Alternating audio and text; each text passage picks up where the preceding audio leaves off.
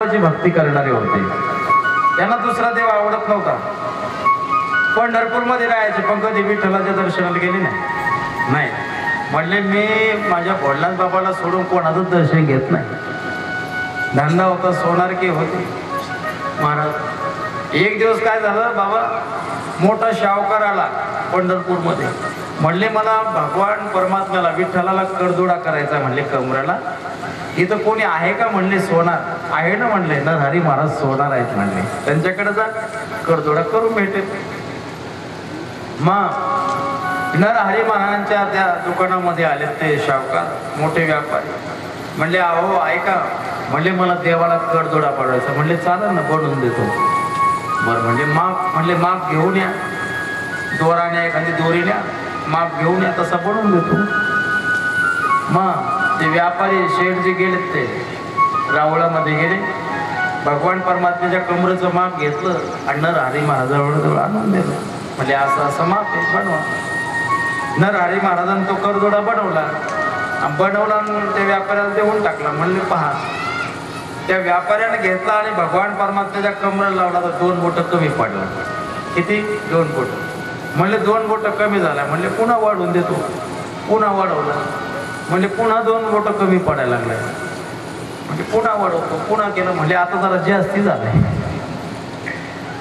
म्हणजे आता हे काही परवडणारे लोक नाही. म्हणले एकदा तुम्हीच चला. म्हणले तुमच्या हातात तुम्ही माप घ्या आणि जसा पाहिजे तसा बनवा. हां म्हणले तेवढं नाही करत मी. आता मी माझ्या भोळनाथ बाबाशिवाय दुसऱ्या देवाचं मुख बी पाहत नाही आणि कोणाच्या चरणावर डोकं बी टेकवत नाही. म्हणजे डोकं टेकू नका, काही नका, फक्त माप घ्या ना वापस या. नाही म्हणले मी हात बी लावत नाही. म्हणजे एक करा, मला डोळ्यात पाहायचं नाही ना. हां डोळ्यात नका पाहू. म्हणले पट्टी बांधली नरहरी महाराज सोनारांच्या डोळ्याला, बरं का. पट्टी बांधली आणि नेलं महाराज रावळामध्ये आणि देवाच्या समोर उभं केलं आणि म्हणले बघा आता माप घ्या. देवाच्या कमरेला हात लावला नरहरी महाराजांनी. बाबा देवाच्या कमरेला हात लावला ना, देवाची कंबर नव्हती दिसत, भोळनाथ बाबाचं शिवलिंग दिसत होतं. अरे म्हणले इथं शिवलिंग आहे. मला काय शिवालयामध्ये आणलं का तुम्ही? नाही म्हणलं रावळामध्ये. नाही म्हणलं खोटं बोलता तुम्ही, मला भोळनाथ बाबाच्या मंदिरामध्ये आणलं तुम्ही. असं बोललं आणि महाराज नरहरी महाराजांनी पट्टी थोडी बाजूला काढली. अरे बरं विठ्ठल पुन्हा पट्टी टाकली. म्हणजे देवान दाखवून दिलं नरहरी महाराज मीच भोलेनाथ बाबा आहे, मीच विठ्ठल आहे, माझ्यात काही बदल नाही. म्हणून तर मग तुम्ही आज बी बघा ना, भगवान परमात्म्याच्या गळ्यामध्ये तुळशीचा हार आहे, पायावर तुळशी टाकल्या जाते, पण डोक्यावर काय वाहतात? बेलपत्र ठेवतात दररोज. कारण की देवाच्या डोक्यावर पिंड आहे माझ्या विठ्ठलाच्या. बघितली कधी? नसीब बघितली तर मोबाईलवर आपल्याकडं यूट्यूबवर बघा, गुगलवर टाकून बघा. पंढरपूरची आम्हाला मूर्त पाहायची म्हणा, कशी सगळी दाखवतात. पिंड आहे भगवान परमात्म्याच्या डोक्यावर. का? माझे भगवान परमात्मा सुद्धा भोळनाथ बाबा डोक्यावर घेतात ना. अहो पंढरपूरचे पहिले वारकरी कोण येतं? बोला की. ब्रह्मादिक नाचती उभ्या जोडून हात, तिळशुड डमरू घेऊन आला गिरजेचा कांत. गिरजेचा कांत म्हणजे पार्वती आईसाहेबाचे पती. पार्वती आईसाहेबाचे पती म्हणजे भोलेनाथ बाबा, दुसरं काय. म्हणून हरिहरा भेद नाही नका करू वाद. वाद घालायचा नाही. माझे जसे भोलेनाथ बाबा यांचं भजन करतात की नाही, तसे रामचंद्र प्रभूजी सुद्धा भोलेनाथ बाबाचं भजन करतात. लंकेमध्ये प्रवेश करायचा होता, जायचं होतं. बाबा पहिले रामेश्वराचं शिवलिंग स्थापन केलं आणि नंतर पुढे प्रवेश केला की नाही. एवढ्यात असते ना. म्हणून भोलेनाथ बाबा सुद्धा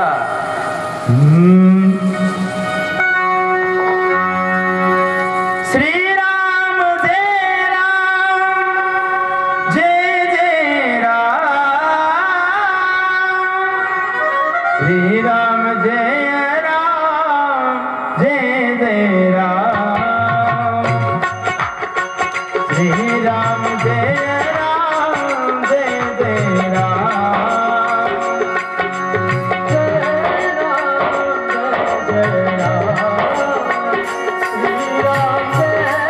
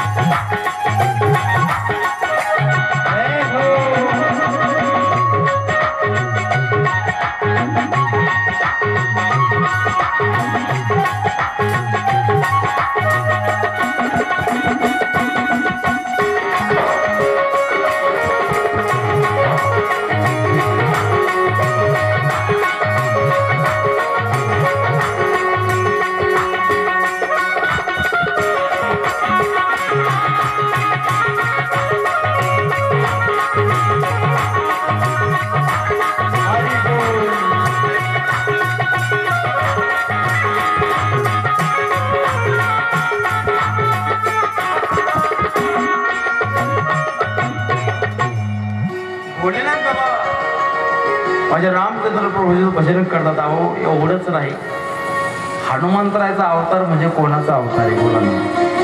कोणाचा आहे? भोलेनाथ बाबाचाच अवतार आहे ना. मग हनुमंतराय ब्रह्मचारी राहिले, माझ्या पार्वती आई साथ सोडले नाही. पार्वती आई म्हणजे शेपटी. रावणाची लंका जाळली, कोण जाळली? म्हणून आम्ही काही तिथं नव्हतो आणि आम्हाला काही माहित नाही. कोण जाळली रावणाची लंका?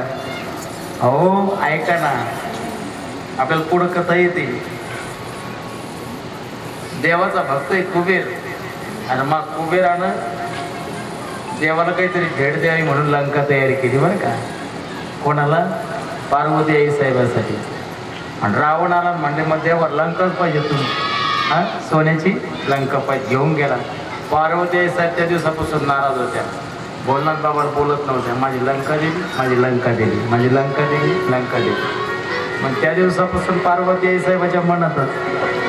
आणि महाराज त्रेता योगामध्ये रामचंद्र प्रभूंचं अवतीर्ण झाले आणि माझ्या हनुमंतराय जन्माला आले. हां महारुद्र आले पोटी. रुद्र म्हणजे भोलेनाथ बाबा. आल्यावर एकले कुठं आले? शेपटीच्या रूपानं पार्वती आई साहेब आले. मग ज्या दिवशी हनुमंतराय सीतेचा शोध घेण्यासाठी लंकेमध्ये गेले, त्यावेळेस पार्वती आई साहेब म्हणले माझी लंका आणतो का तो? हा बरं जाळूनच टाकते. मग लंका कशाने जाळी? शेपटीने जाळी ना. शेपटीला आगमी लावणार जाळी. म्हणजे भोलेनाथ बाबा किती अवतार भोलेनाथ बाबांनी धारण केलेले याचं सुद्धा वर्णन आलेलं आहे. मग त्यावेळेस सृष्टीची रचना कशी झाली, कोण उत्पन्न केले याचं सुंदर वर्णन करतात. की ब्रह्म आहेत, ब्रह्मापासून मेराचे ऋषी आत्री, अंगिरा, पुलस्य, पुलह, कृतो, भृगु, वशिष्ठ, दक्ष आणि नारद असे ऋषीमुनी जन्माला आले. सावलीपासून कर्दम महाराज आहेत, संकल्पापासून धर्म आहेत, असे जन्माला घातले महाराज. ब्रह्माजीच्या शरीराच्या 2 हिश्यापासून दक्षिण भाग आहे त्याच्यापासून मनु महाराज जन्माला आले, आणि वाम भाग आहे त्याच्यापासून शत्रुपाराणी जन्माला आले. या सृष्टीवरचे पहिले नवरा बायको, पुरुष आणि मला स्त्री कोण येतं? मनु आणि शत्रुपा. म्हणून तर आपल्याला मनुष्य म्हणतात. मनुष्य का म्हणतात? आपण मनुचे संतान आहोत म्हणून आपल्याला मनुष्य म्हणतात. मग त्या मनु आणि शत्रुपाराने सांगितलं जा म्हणले तुमची संख्या वाढवा, मनुष्य जात वाढवा म्हणले. म्हणून या मनु आणि शत्रुपाराणीला 5 आपत्ती झालेले आहेत. 5 आपत्ती कोण कोण? आकुती, देहूती आणि प्रसूती, उत्तानपाद आणि प्रियव्रत. 5 मुलं झाले, 3 मुली आणि 2 मुलं. आकुती, देहूती, प्रसूती, उत्तानपाद आणि प्रियव्रत. एवढं सुंदर महाराज. या 5चा विस्तार करत असे नारद मुनी. भगवान भोलेनाथ बाबाचे कुबेर कस काय मित्र झाले, कसे मित्र झाले हे ब्रह्माजीला विचारतात. मला सांगा, भगवान परमात्म्याची आणि कुबेराची कुठे भेट झाली? नेमका हा कुबेर पहिल्या जन्मी होते तरी कोण? भोलेनाथ बाबा यांच्यावर एवढं प्रेम का करतात एकदा मला सांगा. म्हणजे ती कथा गोड कथा आहे. एक यज्ञदत्त नावाचे एक सुंदर ब्राह्मण होते. सगळं शास्त्र संपन्न आहेत, सगळं गाव मांडणार आहे. यज्ञदत्त महाराज जर चालले तर सगळ्या गावाने जय जयकार करावा एवढा आदर होता त्यांच्या गावामध्ये. आणि त्यांची पत्नी आहे आणि त्यांना एक मुलगा आहे, त्याचं नाव आहे गुणनिधी. नाव काय आहे? गुणनिधी. एकुलता एक मुलगा असला की जरा बिघडण्याचे चान्सेस जरा जास्ती असतात आहे काय? वंशाचा दिवा असतो ना. तर हा गुणनिधी आहे. वडील एवढे सुंदर धर्माचरण करतात, पण हा गुणनिधी वेगळा वागतो. म्हणजे बापाच्या विरोधामध्ये. जिथं जायचं नाही तिथं जायचं, जे करायचं नाही ते करायचं. याला खेळण्याची सवय होती जुगार. आता आपलं गाव भाग्यवान आहे अंबरवाडी, तर जुगार नसेल पत्ता घेता. आकडा गिकडा लावत नाही, हे का नाही? मग पत्ते किती खेळत नाही तिथं, आहे का नाही? अजिबात. हा सात्विक गाय आहे महाराज, शुद्ध परमार्थी गाय. मग इथं पत्ते कोण खेळ, दारू तो पिणारे लोक इथं कोणीच नाही, अजिबात नाही का नाही. मग पत्ते तर बिलकुल खेळत नाही आहे का नाही. फक्त सत्संग करत असतील लिंबाखाली, आंब्याखाली, पडक्या मंदिरात आहे का नाही. असे लांब लांब बसतात टोळ्याच्या टोळ्या आहे का नाही. त्यात तहान लागत नाही, भूक लागत नाही, काय नाही. 51 का 52 एकदा पारायण सुरू झालं की बाकी काही पाहायचं काम नाही. कितीकाने आपले घर उद्ध्वस्त केले, कितीकाने घरातले भांडे विकू विकू महाराज जुगार खेळला, पण काही नाही. शेवटी आता पश्चाताप मांगी उरला. एवढाच वेळ जर मी कामामध्ये घातला असता, काम जर केलं असतं तर आता माझ्या घराची परिस्थिती वेगळी असते. हा, एक माणूस बाबा 7 दिवस का ऐकायचा, मला 7 दिवस का ऐकले आणि दररोज का तर संपले माझ्या हातात प्रसाद घ्यायचा. पण भाविक असं घेता संप्रसाद, मग दररोज प्रसाद घेतला ना, मग प्रसाद खायचा नाही बाबा, तो असा हातावर ठेवायचा आणि त्या प्रसादाचे ते साखर, खरी साखर दिली का नाही, ते खडी साखरेचे दाणे मोजायचे, 1 2 3 दररोज मोजते. हे काऊन मोजते असं.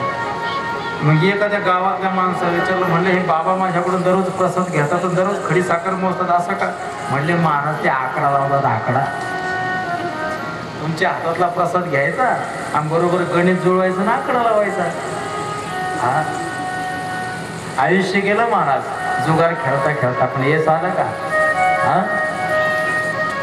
5 पांडवांना एकदा महाराज ते जुगार खेळला, मग खेळलं तर किती संकटाला सामोरं जावं लागलं. हा, आणि त्याने घरात आणलेला पैसा घरातल्या माणसाला जगू देत नाही, नाही जगू देत. म्हणून माणसाने धर्माचरण करून पैसा आणा, म्हणून चांगलं कर्म करून पैसा कमवला पाहिजे ना. हा, पैशाची हाव जर एवढी तर काम करा ना चांगलं. हा, घरामध्ये डब्यामध्ये पैसे काढून नेले माझ्या माता माऊली. ये ना आठवड्याभराचा किराणा आणायचा म्हणून डाळीमध्ये पैसे खुपसून ठेवले. तेवढ्यात नवऱ्या पाहिले बाहेर गेली मी माय, तर डब्यातले पैसे नेले जुगारामध्ये हरून आला. संध्याकाळी पुन्हा पिऊन आला, पुन्हा तिलाच मारतो. हा, तू माझ्या बरोबर संसार बरोबर करत नाही म्हणते. अरे ती बरोबर करते, ती आहे म्हणून तुझा संसार आहे. तिनं जर तुझ्या संसाराकडे कानाडोळा जर केला असता ना, तर आतापर्यंत मायबाप आणि लेकरं मेले असते. हा, आपल्याला संसार जर बरोबर करत नसेल, आपलं जर बरोबर आपल्याला हेच जर कळत नसेल, तर परमार्थ लांबची गोष्ट आहे, देव लांबची गोष्ट आहे.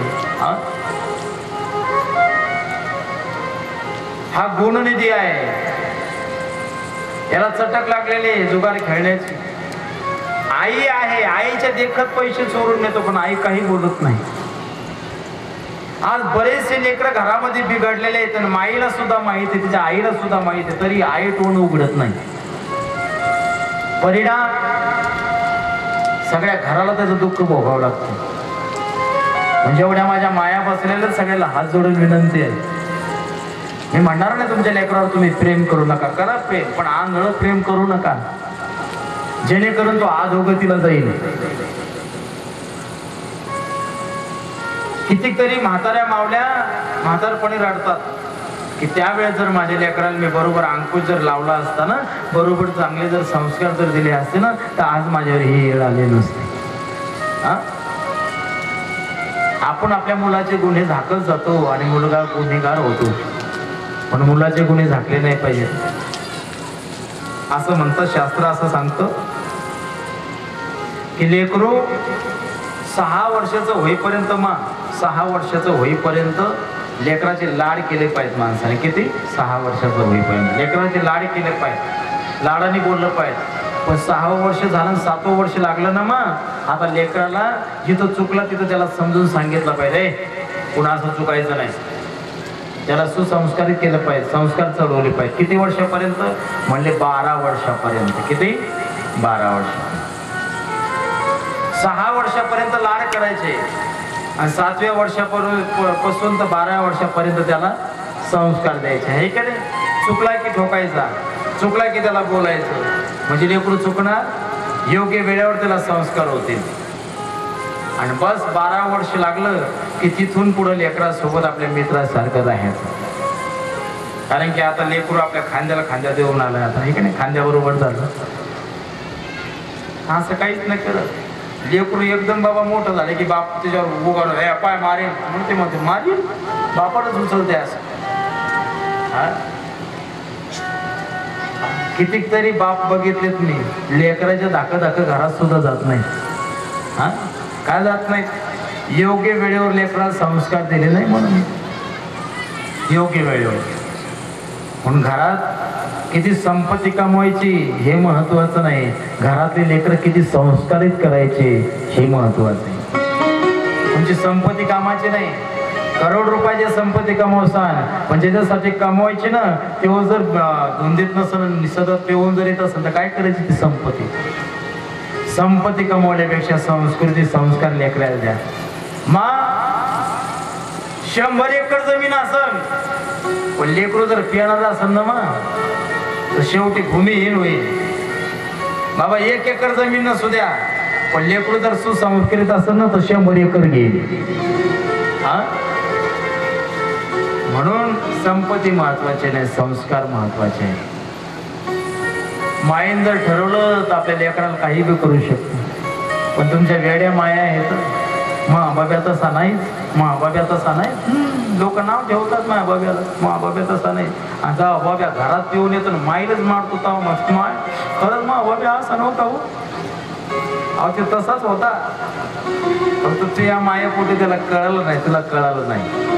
तशी ही गुणनिधीची आई आहे की नाही, याचे गुन्हे झाकत जायचे. काही पैसे असले ते गुणनिधीला द्यायचे, बाळा घे पैसे, तुला राहू दे खर्चायला. या गुणनिधीन मा ते खर्चाचे पैसे घेतले ना ते डायरेक्ट जुगारावर लाव. हा राव, याला चटक लागली त्या जुगाराची. असं करता करता बापाचे जे डागडागिने आहेत का नाही यानं ते चोरून घेतले आणि जुगारावर लावले. आता ते बी हारला. आता जे हारला आणि ज्याने जिंकले, बापाची एक अंगठी होती बाबा. आता जो जिंकला त्याने हातामध्ये घातली, बोटामध्ये, आणि बाजारामध्ये फिरायला लागला. या यज्ञदत्त महाराजांनी पाहिलं, अरे ही तर माझी अंगठी, पण अंगठ्यासारख्या अंगठ्या किती बी असू शकतात. एकदम आपण कसं म्हणावं, पहिले आपण आपल्या घरी गेलं पाहिजे, पत्नीला विचारलं पाहिजे. म्हणून घरामध्ये गेला आणि आपल्या पत्नीला विचारलं, अगं इकडे म्हणले, अगं मला थोडं बाहेर गावी जायचंय, मी तुझ्याजवळ ठेवलेले दागिने दे बरं माझ्या एकदा, मला हातामध्ये अंगठी घालायची दे बरं एकदा. आता हिला माहित होतं की अंगठी घरामध्ये नाही. अहो मी कुठं ठेवली, मी विसरून गेले म्हणले, मला सापडणं गेली अंगठी. सापडणं गेली म्हणले, कस काय कुठं ठेवली होती? इथं पाय तिथं पाय, अख्खं घर पाहिलं तरी सापडत नाही. जे यज्ञदत्त आहेत का नाही त्यांना खात्री पटली की आपली अंगठी जो जुगार खेळतो का नाही त्याच्या बोटामध्ये, मग तिथपर्यंत गेली कशी, तिथपर्यंत नेली कोण? आपल्या पत्नीनं म्हणा तर पत्नी तिकडे जात नाही, मग नेली कोण? आपल्या मुलाशिवाय काय कोणी केलं नाही. मग मुलाला सुद्धा पुढं उभं केलं, पत्नीला पुढं उभं केलं, आणि जो जुगार खेळणार आहे का ज्याने अंगठी जिंकली त्याला सुद्धा पुढं उभं केलं. म्हणले सांग की तुझ्या पोटामध्ये अंगठी कस काय आली? म्हणले तुमच्या मुलाने डावावर मांडली, मी जिंकलो, मी घेतली ती. पत्नीला विचारलं, का ग तू तर म्हणत होती मी घरामध्ये ठेवली, मी विसरून गेली, तू विसरून गेली का तुझ्या हाताने तुझ्या मुलाला काढून दिली? म्हणजे माझ्या हाताने मुलाला काढून दिली. मी काय कमी केलं म्हणजे तुम्हाला संसारामध्ये? घरामध्ये कशाची कमतरता पडू दिली तुम्हाला? हा, पुरुष मंडळी आहेत बाबा, घरामध्ये काय याची कमतरता पडू देतो का आपण? किराणा संपायच्या अगोदर किराणा, तेल संपायच्या अगोदर तेल असतं, गॅस संपायच्या अगोदर गॅस असतात, सगळं असतं की नाही? मग लेकरावर आपण घरामध्ये 24 तास राहू शकत नाही का? आपल्या मागं काम आहे, शेतीचं काम असेल, नोकरीचं काम असेल, मग घराचं सगळं रक्षण करणं, घरात सुसंस्कारित बनवणं कोणाचं काम आहे? माया हो, बोला ना आमचं म्हणून, का नाही बोलणार तुम्ही? कोणाचं काम आहे? तेवढंच काम आहे की नाही? आपलं लेकरू किती वाजता घरी येतंय, कोणा बरोबर फिरतं, काय खाऊन येते, काय पिऊन येते, कोणाच्या संगतीमध्ये राहतंय, हे जे असते आईला कळतं का बापाला? बोला, तुम्हालाच कळते की? हा, पण तुम्ही आपल्या लेकराचे गुन्हे झाकत जाता. मग लेकराचे गुन्हे झाकत जाऊ नका. प्रेम करा पण आंधळ प्रेम करू नका. शेवटी म्हातारपणे तुमच्यावर बी रडायची का पाळी. यज्ञ दत्ताला राग आला आणि पत्नीला सुद्धा आणि मुलाला सुद्धा बेघर केलं. चला निघा. अरे माझा विश्वास तुमच्यावर राहिला नाही म्हणून मला तुमच्या सोबत राहायचं नाही. पत्नीला काढून दिलं, मुलाला काढून दिलं. पत्नी गेली, मुलगा गेला. आता मुलाला आयुष्य आरामामध्ये राहण्याची सवय होती, काम धंदा करायची काही सवय नव्हती, काही नाही. मग 8 दिवस झाले याला त्याला तुकडा मागायचा, खायचा, भेटला की खायचा. भिकाऱ्यावाणी झाला. अंगावरचे वस्त्र फाटले, थोडे राहिलं नाही काही. फिरता फिरता लांब गेला. 2 दिवस झाले उपाशी आहे, खायला पोटात अन्नाचा कण नाही, काही नाही.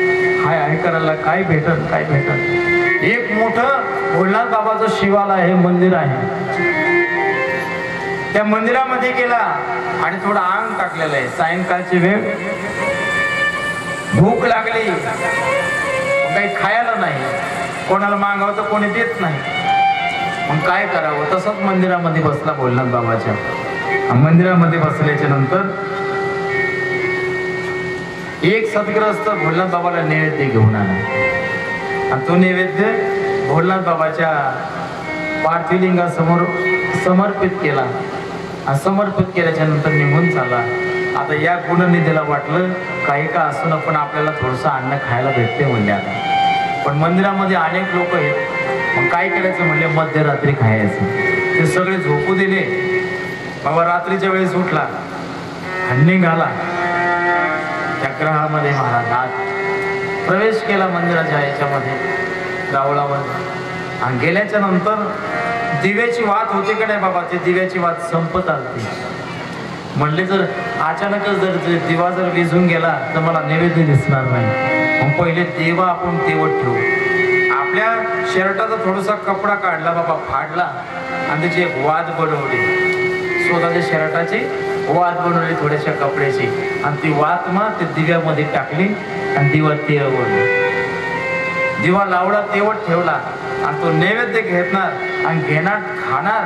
तेवढ्यात एक सद्ग्रस्त मंदिरामधला झोपलेला पाहिला. त्याने नैवेद्य त्याच्या हातावरचा पाहिला नाही. त्याला वाटलं